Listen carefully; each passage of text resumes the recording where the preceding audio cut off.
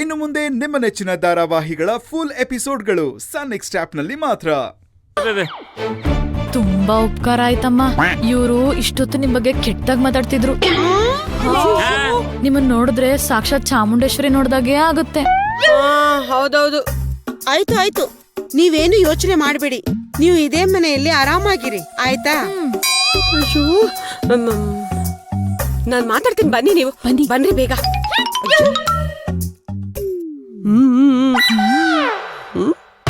ಅಯ್ಯೋ ಅಯ್ಯೋ, ಯಾಕೆ ಹಿಂಗ್ ಮಾಡಿದ್ರಿ ನೀವು? ಅಲ್ಲ ಅನ್ಪೂರ್ಣ, ಇಲ್ಲಿಗೆ ಕರ್ಕೊಂಡ್ ಬಂದೆ. ಅವ್ರ ಮುಂದೆ ಮಾತಾಡಿದ್ರೆ ಆಗ್ತಿರ್ಲಿಲ್ವಾ? ಸೀತಮ್ಮ, ರಾತ್ರಿ ಏನ್ ತಿಂದ್ರಿ? ಅಲ್ಲಲ್ಲ, ಯಾಕೆ ತಲೆ ಕೆಟ್ಟವ್ರ ತರ ಮಾತಾಡ್ತಿದ್ರ? ಅವ್ರು ಯಾರು ಅಂತ ಗೊತ್ತಾ? ನನಗ್ ಗೊತ್ತಿಲ್ದೆ ಇದ್ರೆ ಏನಾಯ್ತು? ನಿಮಗ್ ಗೊತ್ತಿದೆಯಲ್ಲ, ಸಾಕು ಬಿಡಿ.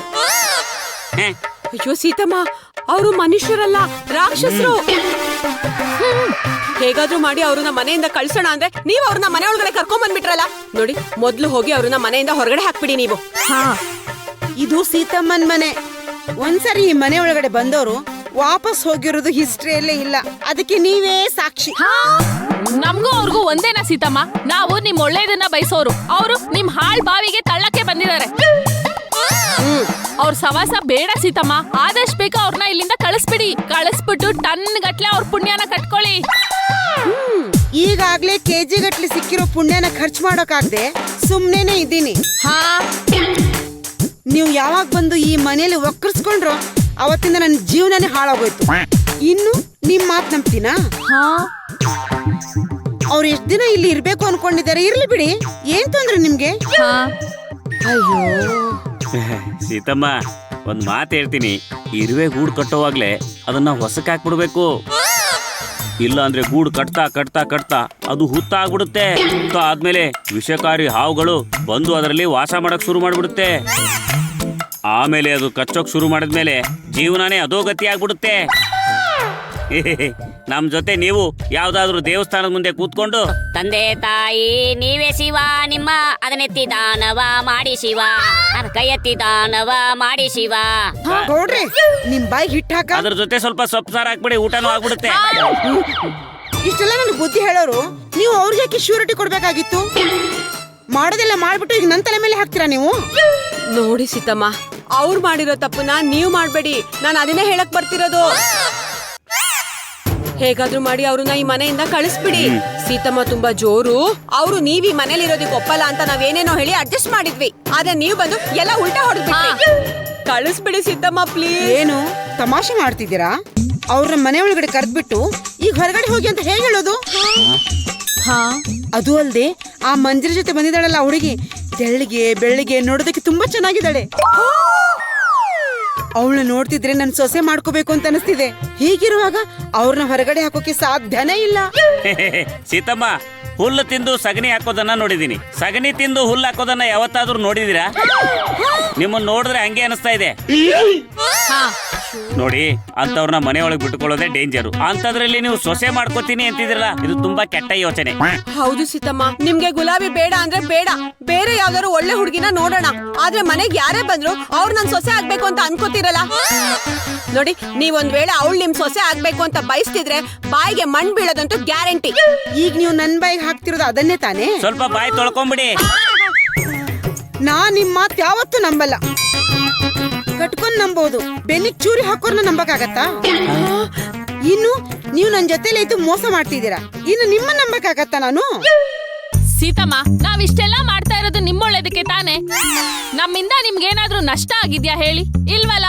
ಅಷ್ಟಕ್ಕೂ ನಾವ್ ನಿಮಗ್ ಮೋಸ ಮಾಡ್ಲೇಬೇಕು ಅಂತಿದ್ರೆ ಸಮರ್ಥನ ನಮ್ ಕಡೆ ಮಾಡ್ಕೊಂಡು ನಿಮ್ಮೆಲ್ಲಾ ಆಸ್ತಿನೂ ನಮ್ ಹೆಸ್ರಿಗೆ ಬರ್ಸ್ಕೊಂಡು ನಿಮ್ಮನ್ನ ಬೀದಿ ಪಾಲ್ ಮಾಡ್ಬೋದಿತ್ತು. ನಾವ್ ಹಾಗ್ ಮಾಡಿಲ್ವಲ್ಲ. ಗಯ್ಯಾಳಿಗಳಿಗೆ ಇನ್ನೊಂದ್ ಹೆಸ್ರೇ ನಿಯತ್ತು. ನಾವ್ ಹೇಳೋ ಮಾತನ್ನ ನಂಬಿ ಸೀತಮ್ಮ, ಪ್ಲೀಸ್. ನೀವು ನನ್ ಕಾಲ್ ಹಿಡ್ಕೊಂಡ್ ಬೇಡ್ಕೊಂಡ್ರು ನಿಮ್ ಮಾತ್ ನಾನ್ ಯಾವತ್ತೂ ನಂಬಲ್ಲ. ನೋಡಿ, ಮನೆಯಲ್ಲಿ ಅತಿಥಿಗಳು ಕಾಯ್ತಾ ಇದ್ದಾರೆ, ಅವ್ರನ್ನ ವಿಚಾರಿಸಿ. ಅದು ಅಲ್ದೆ ಆ ಹುಡುಗಿನ ಸರಿಯಾಗಿ ಗಮನಿಸಿ. ಅವಳಿಗೇನಾದ್ರೂ ತೊಂದ್ರೆ ಆದ್ರೆ ನಿಮ್ಮನ್ನ ಮಾತ್ರ ಸುಮ್ನೆ ಬಿಡಲ್ಲ. ಇವ್ರಿಗೆಷ್ಟ್ ಹೇಳಿದ್ರು ಅರ್ಥನೇ ಆಗ್ತಿಲ್ವಲ್ಲ. ಆ ಕಟ್ಕರ್ನ ಅತಿಥಿಗಳು ಅಂತ ಅನ್ಕೋತಾ ಇದ್ದಾರೆ.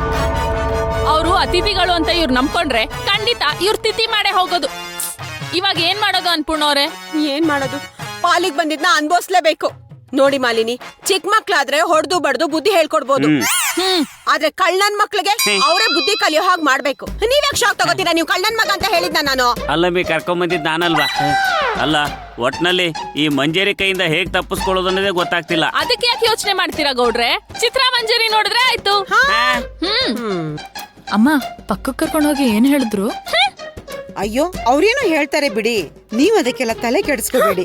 ಈ ಮನೇಲಿ ನೀವು ಆರಾಮಾಗಿರಿ, ನಿಮಗೆ ಹೇಗ್ ಬೇಕು ಹಾಗಿರಿ, ಏನ್ ಬೇಕು ಅದನ್ನ ಮಾಡಿಸ್ಕೊಳ್ಳಿ, ಬೇಕಾದ್ರೆ ಹೊರಗಡೆ ತರಿಸ್ಕೊಂಡ್ ತಿನ್ನಿ, ಎಲ್ಲಾ ಖರ್ಚು ನಮ್ ಗೌಡ್ರೆ ನೋಡ್ಕೋತಾರೆ. ಏನ್ ಸೀತಮ್ಮ ನೀವು ಕುಕ್ಕರ್ ಅಲ್ಲಿ ಬಾಂಬ್ ಬಿಟ್ಟು ಡಮ್ ಅನ್ಸ್ತಾರೆ ಅಂತ ಕೇಳಿದ್ದೆ, ನೀವು ಬಾಯಲ್ಲೇ ಬಾಂಬ್ ಬಿಟ್ಟು ಡಮ್ ಅನ್ಸ್ತಿದಿರಲ್ಲ. ನಮ್ ದುಡ್ಡಲ್ಲೇ ನಮ್ಮನ್ನೇ ಮೇಂಟೈನ್ ಮಾಡ್ಕೊಳಕ್ ಆಗ್ತಿಲ್ಲ, ಇನ್ ಇವ್ರನ್ನ ಹೆಂಗ್ ನೋಡ್ಕೊಳ್ಳೋದು? ಯೋಚನೆ ಮಾಡ್ಬೇಡ ಗೌಡ, ಈಗ ನೀನ್ ಖರ್ಚು ಮಾಡು. ಚಂದ್ರು ಸಿಕ್ಕದ್ಮೇಲೆ ನೀನ್ ಖರ್ಚು ಮಾಡಿರೋ ದುಡ್ಡನ್ನೆಲ್ಲ ಬಡ್ಡಿ ಸಮೇತ ವಾಪಸ್ ಕೊಡಿಸ್ತೀನಿ. ಅವನ್ ಸಿಗ್ತಾನೋ ಇಲ್ವೋ ಗೊತ್ತಿಲ್ಲ, ಆದ್ರೆ ನಮ್ ಗೌಡ್ರು ಮಾತ್ರ ದೊಡ್ಡ ಸಾಲ್ಗಾರ ಆಗ್ತಾರೆ ಅನ್ಸುತ್ತೆ. ಆದ್ರೆ ಆಗ್ತಾರೆ ಬಿಡು ಮಾಲಿನಿ, ನೀನ್ ಯಾಕೆ ಅದಕ್ಕೆ ತಲೆ ಕೆಡಿಸ್ಕೊತಿದ್ಯಾ? ಏನು ಇದುವರೆಗೂ ಸಾಲಾನೇ ತಗೊಂಡಿಲ್ಲ ಅಂತ ಹೇಳ್ತಾ ಇದ್ರು, ಈಗ ಇದೇನಾದ್ರೂ ಆದ್ರೆ ಸಾಲ ತಗೊಂಡಂಗಾಗತ್ತೆ. ಆಗ ಸಾಲ್ಗಾರರ ಕಷ್ಟ ಏನು ಅಂತ ಇವ್ರಿಗೂ ಗೊತ್ತಾಗತ್ತೆ. ಅನ್ಪೂರ್ಣ, ದೇವ್ರ ಉತ್ಸವ ನೋಡ್ತಾ ನಿಂತ್ಕೊಂಡಿದ್ಯಲ್ಲ, ಇವ್ರು ಕಾಫಿ ಟೀ ತಂದ್ಕೊಡು ಹೋಗು. ಹಾ, ಕಾಫಿ ಪುಡಿ ಖಾಲಿ ಆಗಿದೆ. ಪರವಾಗಿಲ್ಲ, ನೀವ್ ಒಂದ್ ಲೋಟ ನೀರ್ ತಗೋ ಬಂದ್ರು ಸಾಕು. ಹಂಗಂತ ನೀರ್ ತಗೋ ಬರ್ಬೇಡಿ, ಒಂದ್ ಲೋಟ ಹಾಲ್ ತಗೋ ಬನ್ನಿ. ಹೌದೌದು, 3 ಹೊತ್ತು ಹಾಲು ಕುಡ್ದುನೆ ನೀವು ಹಾಲ ಕಕ್ತಿರೋದು. ಚೆನ್ನಾಗಿ ಮಾತಾಡ್ದೆ ಅಮ್ಮ, ಇಂಥವ್ರಿಗೆ ಹೀಗೆ ಮಾತಾಡ್ಬೇಕು.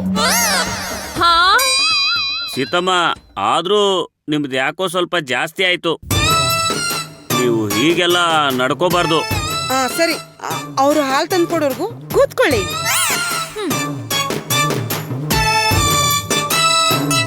ಬಂತು ನೋಡಿ ಕಾಫಿ, ಕುಡೀರಿ. ಕಾಫಿ ಪುಡಿ ಇಲ್ಲ ಅಂತ ಹೇಳಿದ್ರಿ, ಈಗ ನೋಡಿದ್ರೆ ಕಾಫಿ ತಗೋ ಬಂದಿದ್ದೀರಾ?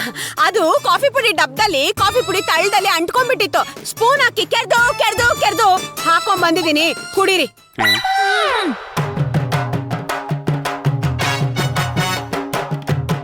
ನೋಡಿ ಮಂಜರಿ ಅವ್ರೆ, ಏನೋ ಖುಷಿಲಿ ನಮ್ ಸೀತಮ್ಮ ಮನೇಲಿ ಉಳ್ಕೊಳ್ಳಿ ಅಂತ ಹೇಳಿದ್ದಾರೆ.